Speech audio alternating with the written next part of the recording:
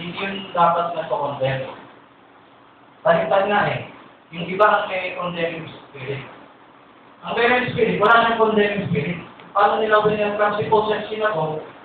They're supposed to condemn him, no? Because kinakalat yung pangalan ni Paul na linis na. Kinakalat yan sa mga synagogue. Ito ay, hindi bagay tawagin lisan, kasi parang negative yung lisan eh. Pero pwede natin tawagin master key ng kanya ginagamit ko. Itong master key, mga mabababaw na pwede mong tandaan na gagawin mo, para ni Kristo to, para makarating ka sa katotohanan. I'll give you some terms, no? Di ba naalala siya, dati may lunas na term born again? Dati wala naman term na born again eh. Hindi nila ni Soriano ngayon yung term. Yung ibang term ng mga evangelicals, tanggapin si Kristo. Accept or receive Christ as your personal Lord and Savior. May term na sa Batista, obey His commandments. Ito, nasa Bible nakasulat. Ito pwede magmukhang ism. Pero siguro pwede ko sabihin, magiging ism to pag yung gumagamit ng term na yun, Nicolaitan. Sige, pwede na gamitin yung term na to, pero Nicolaitan sila. Pero hindi mo kayo tuto sa term na to, di ba? Hindi mo kayo tuto sa term na to, ito yung part ng kaligtasan. Kailangan gawin natin para maligtas. Yung yung mga oneness, Acts 2:38, yung ano nila, battle cry. Hindi rin masama yan. Part ng salvation na yan? Oo, parang lagay ko sa tracks, yung repent doon. Ngayon, ito ang issue. Yung Septem Perean ba, pwede maging reason? Pwede, kung hindi mo talaga, parang naging title lang siya. Pero kung kukunin natin yung biblical principle, ano ba yung gusto ng Diyos gawin natin? Pwede rin siya maging katulad ng iba. Bakit ako gumamit ng word Perean? I started that 1998. I came from Binondo kay Pastor De Gonzalo. When I started the work here, may pinakita niyo sa akin. Wala tayong unawa sa hukom, wala tayong unawa sa pag-asa report. Wala tayong mga kahit na news. Ang pinahin lang sa akin, paano ko ituturo yung Acts 2:38? Mga Trinitarian nandito. Medyo paglalaban pa yung doktrina nila. So, doon ko nagamit yung term. Huwag ka muna mag-judge. Check mo muna. Proverbs 18:30, you can open up the PowerPoint. Sa Proverbs 18:30, isa lang to sa mga principles. Ang gusto ko i-correct yung term na Berean, hindi siya yung nagsasaliksik lang. Marami nga nagsasaliksik eh. Like si Soriano, masaliksik. Marami nagsasaliksik, pero hindi ko nakita. Pag tayo nagsasaliksik, kailangan natin, kaya kung dinapit ng word Berean, opposite ng Nicolaitan, hindi dapat sarado ang isip sa pagsasaliksik. At kailangan walang bias sa pagsasaliksik. Halimbawa, ang gusto lang pakinggan ng group ng IIK, sarili ng pastor. Gusto na saliksik, sarili lang nilang literature. So, hindi ka makakarating sa whole truth pag hindi ka nagbukas. So, gusto ko ilagay ilang karakteristik na pwede kong ilagay sa Berean. Ito. Marunong mo na siya makinig bago siya maghatol o husga. Kaya tulad ng nabanggit kanina rin. Kunwari, hindi matanggap yung aral mo. Wala rin hatulan sa tamang spirit ng Berean. Baliktad nga eh. Yung ibang entire na against mo sa word Berean, kahit hindi pa ginamit yung Berean, hatulan na ako dahil nakulikag sa ni Jackson. Tingin lang natin Jackson eh. Pero ng paghato sa kanila, hindi batay na attitude yung binanggit na sa personal kanina ni Bernie ko. Na ano ba yung katangian para ikaw ay, what is the demarcation line? That's the demarcation line. Actually, ko right on. So, kung ang batayan nila, hindi ka patuloy ng aral namin. That is actually, yung binanggit kanina, that is the attitude, yung traditional beliefs ng churches today. From Catholic to Protestant Pentecostal up to the United Churches. Pag hindi mo tinanggap yung aral namin, hindi mo maliligtas. Yung spirito ng pagiging Berean, walang hatulan sa ganun. They recognize niya, pwede kang iligtas ng Diyos kahit nasa proseso ka pa. Kasi kinikilala ng pagka-Berean yung proseso ng hiling ng Diyos sa bawat tao. Ay, nabanggit ko dito when there was physical class. All around the globe, God is calling out people, not necessarily under your ministry. Whatever their ministry they are in, they will have the same spirit. Ngayon, meron nagbanggit, hindi naman pantay-pantay tao. Binanggit ko rin yan. Totoo, hindi kayo pantay-pantay tao. Pero God knows kung ano yung nasa puso ng tao. Kung meron talagang nag-hunger and thirst sa kanyang righteousness. I'll give you an example, the thief on the cross. I use the word Berero name. Hindi siya nakatira sa Berea, pag nalakaw yun or rebelde. Karapat-dapat namatay. Pero, nung sinabi niya, nagsisisi siya kakausap niya si Kristo. God saw the heart in him. Ngayon, kung hindi siya namatay sa cross, sa tingin niya, magpapabautis siya in Jesus' name. Sa tingin niya. So, magpapabautis mo. Magpupukla siya ng Bible, magpupukla siya. May available Bible. Kung wala, tapos na tayo niya. Ayun ang sinabi kong puso. Wala na available tayo. Mayroong context niya. May nagsabi sa akin dati kong akay na wala namang Bible sa Jerusalem kung nagpapautis mo sila Jesus' name. Dapat hindi Berean repentance, Jerusalem repentance. Sabi ko sa kanya, hindi alam nakasal sa akin. Kung yun naman sa bautisman sa Jerusalem, talagang born of the Spirit, eventually sa ako pa makakaya nila, magbubukas yung Bible niya. Gagawin din niya yung ginawa sa taga-Berea. Ito yung tanong, bakit na pumili ng word na galing sa isang lugar? Ay, hindi ko gamitin yung word na yan. Yung patangian niya kumakalat sa word ng Spirit sa mga tao. Kaya kung sakali ginamit ko yung word na yan, siguro ito yung patulad ng ibang word na nagaling. Magpupromote ka lang siguro natin sa Bible. Pag nakita mo, may nakita ka katangian doon na merong aspekto ng gawain na hindi ginagawa ng mga message. Kasi mga denomination at nawala na rin sa mga message churches. Dati, bago lumipang denomination, ginawa ni Luther yan. Ginawa ng mga reformers yan. That's how the Spirit of God worked in the Star Messengers. At God, kahit ng prophet. At bago lumipang yung message churches, open yan sa isa't isa. Ngayon, meron ng walls eh. Gumawa ng combination para makita nyo. Hindi lang walls ng kanya-kanya, alitan. Merong walls din ng aral. Malaking walls ng aral. So, marami ang quote dito, pero baka sa hindi lang tayo. Gusto ko lang magbanggit yung mga ilista ko. Let's talk about yung warning, kasi meron din natin yung July conversion. When you want to warn the people, that is not being Nicolaitans. That is being Berean. Bakit? Let's open yung sabi niya sa Matthew 11 tayo. Matthew 16. Beware of the leaven of the Pharisees and the Sadducees. When we say beware, Matthew 16. Maraming word, maraming ginamit kong word beware. Is it closing their minds? Is it making them awake? Be aware. Be aware. So, baliktad. They came to know the details. Ang Nicolaitanism, ang pag-beware nila, hindi yung talagang aware, hindi ignorant. Pag nakinig ka doon, madadaya ka. So, they have a fear sa hindi nila naintindihan.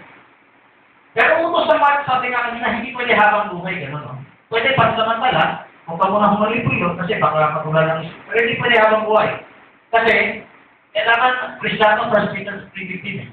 Alam niyo, 1 Peter 3:15? Kailangan maging aware ang Kristiyano sa sasagot niya. Paano ko yung tinanong tungkol dun sa aral nila? Nagtanong sa Batista Ter, nagtanong sa Sister, nagtanong yung dating tanong sa'yo. You need to be aware. You need to know what they're gonna answer.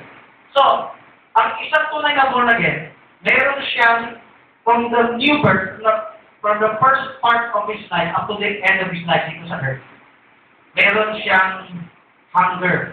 Parang umpisa gatas din karne na. Hindi pwede stagnant. Alam niyo ba maraming stagnant sa church? Magtitignan natin na intindihan ito, maraming stagnant sa church. Kung ano yung spirit na nagpa-born again sa'yo, yan yung spirit na magtatapos sa'yo hanggang rapture. Ngayon, yung nakita na basa natin sa Acts 17, isang halimbawa ng mga na-overlook na sa mga church. Maraming ibang katangian ng Kristiyano.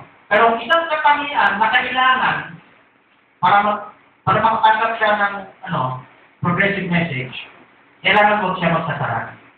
Kunwari, pwede lang madayat yan temporary, pero hindi pwede permanent. Kunwari, baguhan pa ako, bagsito ka yan, magugulan ka isip, huwag mo na. Pero hindi pwede habang buhay. Habang buhay, hindi niya alamin. Ganun ang churches today. Habang buhay, hindi na nila marinig ang aral ni Jackson. Habang buhay, hindi na nila marinig ang aral ni Gandhi. Habang buhay, mga denomination, hindi na nila marinig ang aral ni Branham. O kahit pa yung mga kulto, mga lapit-lapit, etc. Ibig sabihin, habang buhay na silang sarado. Yun na sinasabi ng propeta na tumataas ang clergy, bumababa ang laity. So, hindi ko na babasahin yung mga Nicolai numbers. Ito na lang. 1 Corinthians 11:20. Papakita ko sa inyo yung papagaling ni Pablo. Meron mga dinamit si Pablo na nagagamit ng mga churches para magsara ng isip. Pero meron ilang mga verses hindi ka lang pagsara ng isip. Be aware. Hindi ka pagsara ng isip. Pagbukas ka mag-alamin mo kung mag-ingat ka, mag-alamin mo. Nung sinabi ko sa 17, ready mind, hindi sila basta bully-bull tumanggap. Hawin din yan sa be aware. Hawin din yan dyan. Tapos dito tayo sa Galatia, wala akong mag-back na pinasaliksik. Pero yung pag-condemn, let them be accursed. Hindi ang mapokondemn yung kapatid. Ang mapokondemn yung Diyos. Pag mayroon ng tulong ng iba, mapokondemn sila ng Diyos. Hindi ng tao. No? Ito tayo sa 2 Corinthians 11:3. 2 and 3. 2, verse 2. So, 2 Corinthians 11:2 and 3. Hindi pala 2 and 3, 1 and 4. May ma-respect ko sa origin natin. 1 and 4. Yung pag-review ko, there, would to God he could bear with me a little in my calling and he may bear with me. At 4 muna tayo, 4 tayo. Sa 4, pansin nyo, ginagamit na ito ng mga denomination, kasama na siguro messenger din, para itakutin yung tao sa isip nila. Babasahin nila kalahati. If Jesus comes, preaches another Jesus whom ye have not preached. For if ye receive another spirit which ye have not received, or another gospel which ye have not received. Ngayon, yung kasunod yan, wala nang paniwanan. So, matatakot na lang yung tao, naku, ibang priest yan. Ibang ano yan. Okay. Kung yun yung pinapagawa ni Pablo, si Pablo mismo, biktima ng Nicolai, ay paninira. Sinisira ang karaman niya nun ay Judeo-Christian. Kapwa niya Kristiyano, pero tipid kasi Budyo, okay lang. Nung may na-convert siya na Hentil, Galatians 2, parang nag-inspire na sila sa liberty ng mga Hentil. Bakit? Hindi susunod sa pagkara natin yan. Nag-iba na si Pablo, susunod na nila doon para siraan si Pablo. Nasiraan talaga si Pablo, kaya nagsalita si Pablo na to. Yung sinulat si Pablo sa Galatians, pero talagang na-overthrow sa faith nila at naging Nicolai kasi, nakulungan. Hindi na nag-imbestiga. Gusto ni Pablo, mag-imbestiga kayo. Okay. Kung kasama kapangilan ni Pablo yung nanginira sa kanya. Hindi yan pala yung Judaism na kalaman din. Kapag kapamiran na tinulungan doon, nakasama noon, ang merong kay Pablo. So, kaya sabi niya, another Jesus, another Spirit, another Gospel. Ang sabi ni Pablo, you might well bear with him. Ibig sabihin, mabuting pagtitiisan niyo sila. Ngayon, yung pagtitiis sa kanila, katulad ng pagtitiis na hinihingi niya, verse 1. Hinihingi ni Pablo, yung ganyang klaseng pagtitiis, bakit niya hinihingi? Nagsarado sa kanya. Pero nagsarado sa kanya. Mababasa niyo yung chapter 11, puro depensa ni Pablo, pinaglalaban niya yung ministry niya. So, would to God he could bear with me a little in my calling. Tingnan yung word niya, calling. Sige, calling mo naman ako. Pero pag-iisan niyo naman ako. Ginamit ako sa inyo Pag-iisan niyo naman ako. Huwag kayo. Indeed, bear with me. So, yung bear kay Pablo, na hinihingi niya, sabi niya, mabuti ka, pinag-iisan niya yung Israel. Verse 4. Pinag-iisan niya, yung mga yan, nila yung mga lihis ng turo. Pero, hinihingi ni Pablo, pag tinisan din siya, bigyan din siya ng ganong same patas na, I believe, sa patas na pagsasaliksik, yung walang emotional bias. Pwedeng pakalamin yung tao sa truth pag major doctrine. Godhead, baptism, no? Original sin. Kung patas yung puso. So, siyempre, kung may bias ang puso, hindi ka makakarating kahit na tumarik, na open. No? Siguro hindi makakatagal din. Yan ang gusto ko ipakita. Paano tayo mag-walk in the light? So that the blood of Jesus has cleansed us from all sin. So that we can fellowship one another. We walk in the light because yung truth na binibigay ng Diyos ay progressive. At pagka puso mo ay watch and pray na puso. Yung puso na pinamamit ko rin na Berea. Hindi na rin makakarating. Bakit? Hindi ka nakaabang eh. Kontento ka na. Ang ilawi siya. Meron na ako lahat. Hindi ko na kailangan yan. Hindi ko na kailangan yan. Okay? So, siguro, I'd like to share something else. Kasi,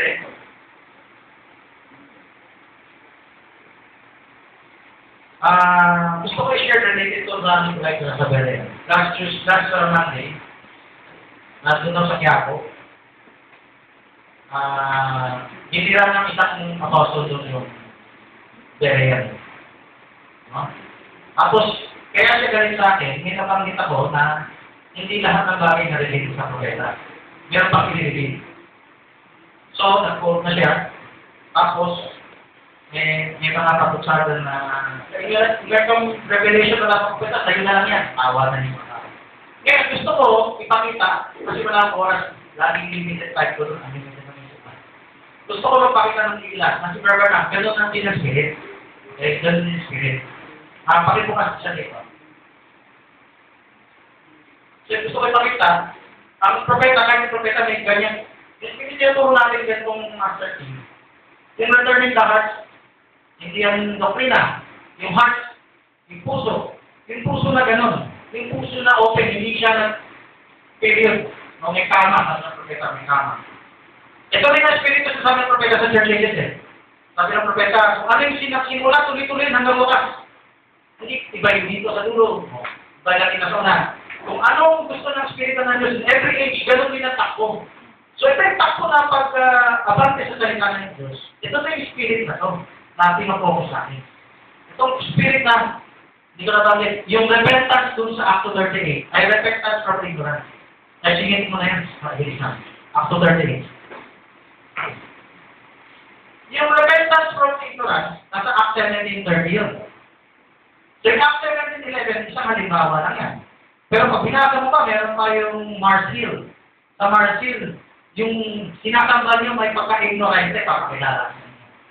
Tapos pagdating sa verse 30, kahit ng ignorance, pinasensya ng Diyos, pero ngayon kailangan magsisigay sa kamangmangan. Yung pagsisisi sa kamangmangan, kailangan alamin nyo na. Hindi yung parang take for granted mo lang, okay yan. No. Compare mo, alamin mo.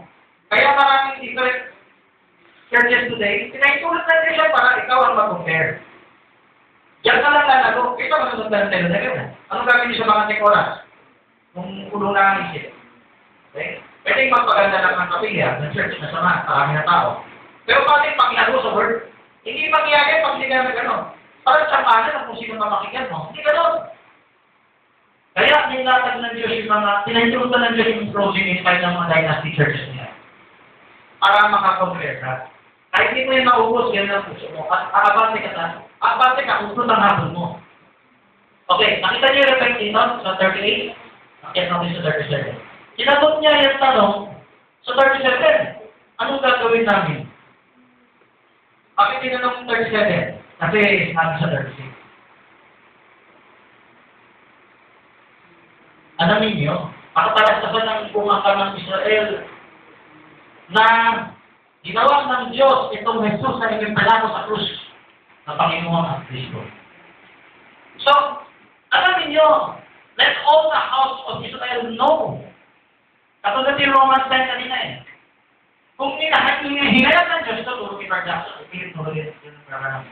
kung hinayat ng Panginoon sa pamanahunan mo, sa lugar mo, nagdaran mo na, meron kang utang sa Diyos. Ang utang mo sa Diyos, lumakad sa liwanag ng mensahe. Pag silang mensahe, hindi lang yung pinuno ng propeta. Kahit anong kapanohan ng buhay na may mensahe ng Diyos. So, kailangan alamin mo, hindi tayo, sa iyong kapanahonan. Yung tinawag na message of the heart. The same spirit, the same, parang ina-emphasize natin ulit kasi naging, pag sinabi natin siya kung naging relax sa mga churches ngayon, naging Laodicean churches ngayon. Okay, kung sa nasa po, pakibukas sa quick reference. Don't write them all. They're mysteries. Don't write them all. Ang pakita ko lang ng propeta, hindi siya nagsarado. Lahat na revelation natapos na sa kanya. Kasi wala kang pagkakataon, kaya oras mo lagi doon. Mahaba yun. Don't write them all.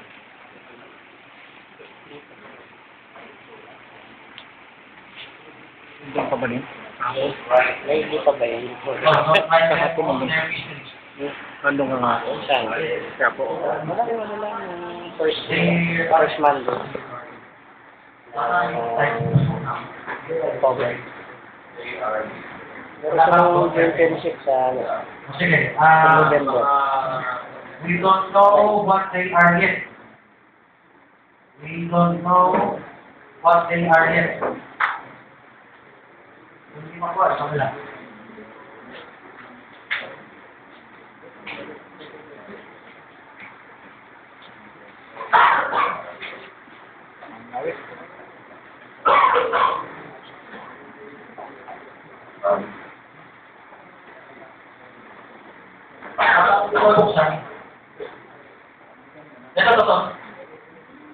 We don't know what they are yet, but my opinion, they will be revealed right away. My opinion, si Barbana. Alam mo, maraming ko si Barbana. Hindi kulang din ako sa rin isa. Ibig sabihin, may mga bagay hindi niya alam. Pwede ba malaman ng right? Pwede. Pero, director ko na. Majority sa message sa Pilipinas, yung pangilabang sa pang-apat na lahin. Mensahe. Battle cry nila, lahat ng hiwaga na nilita sa propeta. Kung meron kong dadalhin na hindi tinulong propeta, huwag na ba din? May sinabi ng propeta, hindi yung sarili niyang message. Ang sinabi ng propeta, pag wala sa Bible, huwag mo nasasabihin. Medyo misrepresented niya ng propeta. Dito, makikita mo, sa open yung seals, meron pa siyang hindi naintindihan. Meron pa siyang hindi naintindihan. Pero limited. Sino makakatanggap? Yung right? Punta tayo sa next quote. As I ask God's mercy to help her.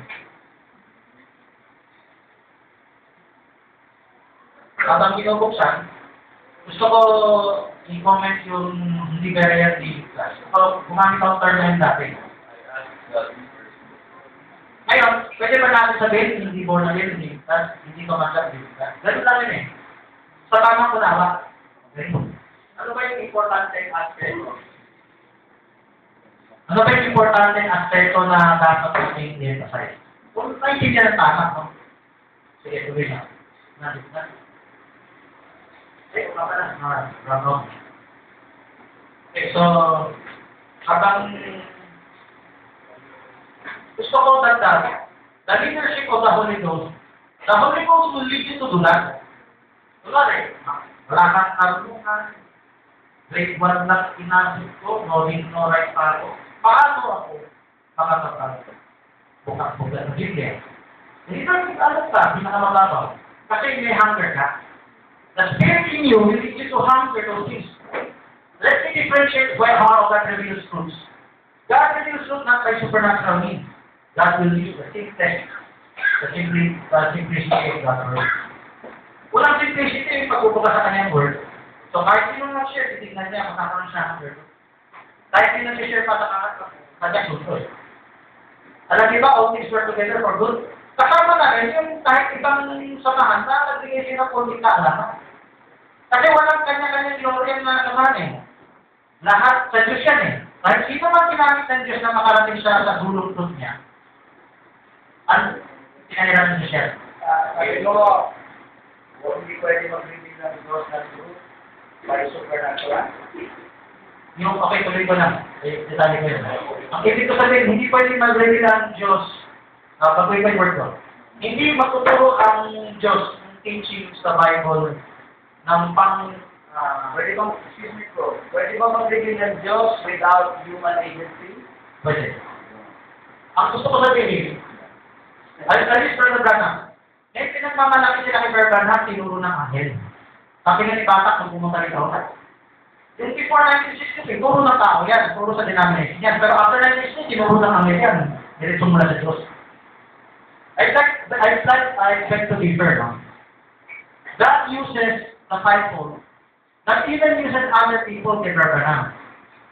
And God, pinakamalaking bulto, yun na yung tamang word. Pinakamalaking bulto ng revelation ng Diyos at kalalago ng iyong kaluluwa ay hindi dahil anghel ang direkta na tuturo sa'yo. Dahil merong anghel sa lupa na tuturo sa'yo. Ay iba-iba pa yung ginamit. Ibig sabihin, hindi pwede umasa sa supernatural, na supernatural lang. Ito ng Pentecostal, at yung ginagawa na sa propeta. Ang word kanina, I ask God's mercy to help me. God's mercy to help me. Help me to do.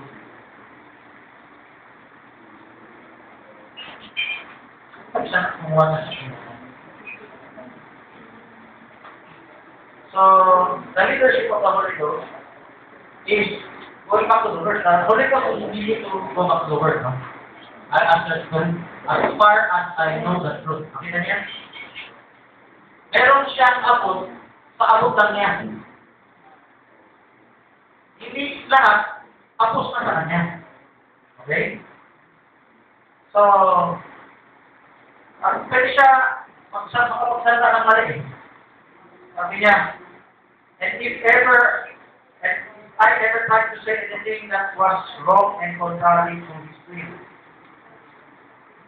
no-open niya yung possibility niya. My sincere prayer is that He would close my mouth. Okay? Kung nagawa niya, because I don't know no difference. And if I do it, because I don't know no difference. So, kailangan, kung napipilit pa rin mature, ito, huwag napilitin na para perfect lahat ng sinabi niya. Ang hindi matatas nun, pwede ba ang propeta makakita ka ng nagkamali siya pero nakita mo sa akin? Marami na kasi sa akin, tama, pero parang nabanggit ng dating traditional na pagkwento sa kanya na lahat natapos niya sa dali. Siya ka nagsabi, do not end it with a period, but end it with a papa. Alon tayo sa rise on the scene. This great person that we're expecting to rise on the scene. Topic last Monday sa Yapo. Meron pa bang mensahe na hindi doon sa tinuro ng propeta? Yan topic na eh. So, hindi wala kang oras mabasa to. Ang pinag-usapan ay greater. This great person that we're expecting to rise on the scene. Ngayon, they're basing something on the prophet na hindi niya exactly tinuro. Kung na revelation natapos na. Ngayon, meron pang pasalig na pag meron ka pang other revelation, nire-reject ng prophet. Pero, kung susundin ng prophet, sa sabi niya rito, pwede ba tumanggap ng ibang revelation? Nasa Bible naman. May mga balabaw sa Bible, malinaw sa kanya. Malinaw sa kanya sa Bible, malinaw sa akin. It may be time, maybe they are not, but this great person that we're expecting to rise on the scene may rise on the scene. Maybe this ministry that I'm trying to take people back to the earth has laid a foundation. And if it has, I'll be leaving you for good. There will be people of us here at the same time. See?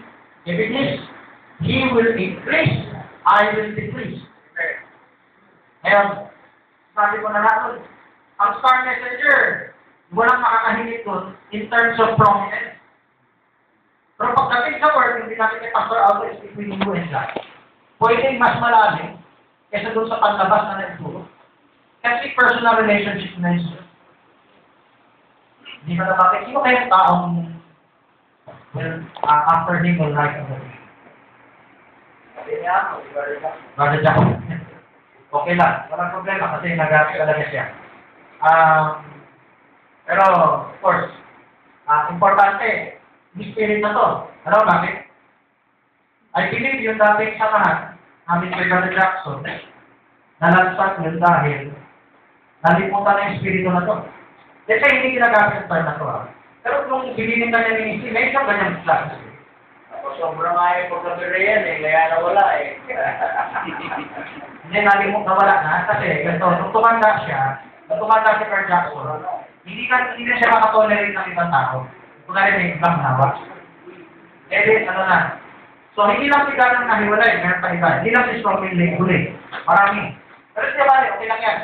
Lahat naman ng matatandang apostle, kahit si Berman na ginamit, hindi na madetali maraming bagay. Okay? Tuloy tayo sa, Elisha. Elisha must take up where he left off. Kahit ba yung copy-paste, no?